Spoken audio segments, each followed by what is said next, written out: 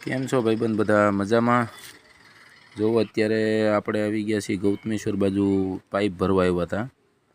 લોખંડનો જો આ પાઇપ પડ્યો, પાઇપ નાખવા જવાનો હતો બીજે, ત્યાં આપણે પાઇપ ભરવા આવ્યા હતા. ના તો જુઓ અહીંયા શું થઈ ગયું, જો કેટલો વરસાદ આવ્યો ભાઈ. જો લે પાણીની જે પાઇપલાઈનો નાખી હતી ને લોખંડની, એ બધી પાઇપલાઈનો ઉખડી ગઈ. એમ જો બાકી નજારો કઈ રીતનો છે એ જુઓ તમે બધા.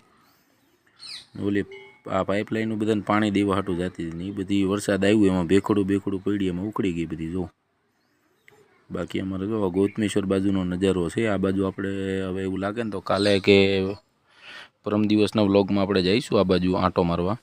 આ બાજુની સાઈડમાં મેં નાવા આવતા પહેલાં નાવાની આ બાજુ બહુ મજા આવે. બાકી જો કઈ રીતનો નજારો છે તમને હું બતાવું છું, બરાબર. જો કઈ રીતના ડુંગર છે આ બાજુ. જો ડુંગરની ઉપર ટાંકી મૂકેલી છે પાણીની. બાકી જો નજારો તમે જોઈ શકો છો. આ બાજુ વરસાદ એટલો બધો આવ્યો હતો ને ભાઈ બધા. આમ જો પાણી બધું ઓલું ધોઈ નાખ્યું છે. ખળબળ હતું ને પાણીમાં જે ઉગ્યું હતું, ખળબળ નદીમાં બધું ધોઈ નાખ્યું. આમ જો ઠેઠ ઓલો આશ્રમ દેખાય ને ત્યાં સુધી પાણી ઠેઠ પોગી ગયું હતું.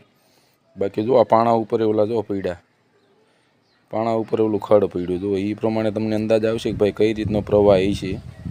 11-11.5 ઇંચ લગભગ વરસાદ થયો હતો અમારા અહીંયા 4-5 દિવસ પહેલાં.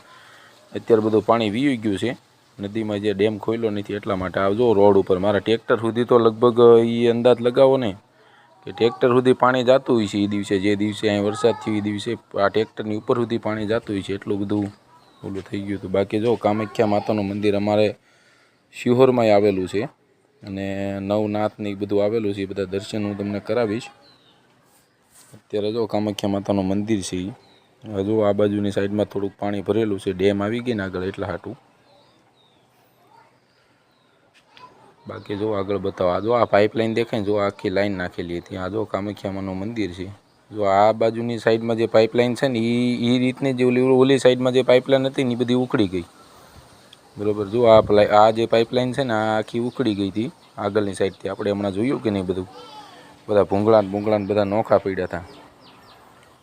જો આ જો પાણી કઈ રીતનું એ પ્રવાહ છે તમે વિચારો નહીં. જો અહીંયા સુધી પહોંચી ગયું હતું ઠેઠ ઉપર સુધી. નીચેનો જે ભાગ હતો ને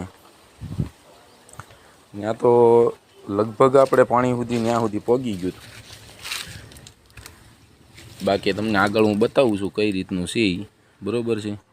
જો આગળ જો આ બધા અત્યારે ક્રિકેટ રમવા આવેલા છે. તમને બતાવી ભાઈબંધો બધા ક્રિકેટ રમે છે. આપણે ટ્રેક્ટર લઈને જતા હતા ત્યાં જોયું કે ક્રિકેટ રમે તો ઘડીક ત્યાં ઊભો રહી ગયા. આ કેવો શોટ માર્યો, જો સરસ મસ્ત મજાનો શોટ માર્યો. જો ભાઈબંધ આમાંથી કોઈક જોતું હોય તો એ ભાઈ કમેન્ટ કરજો.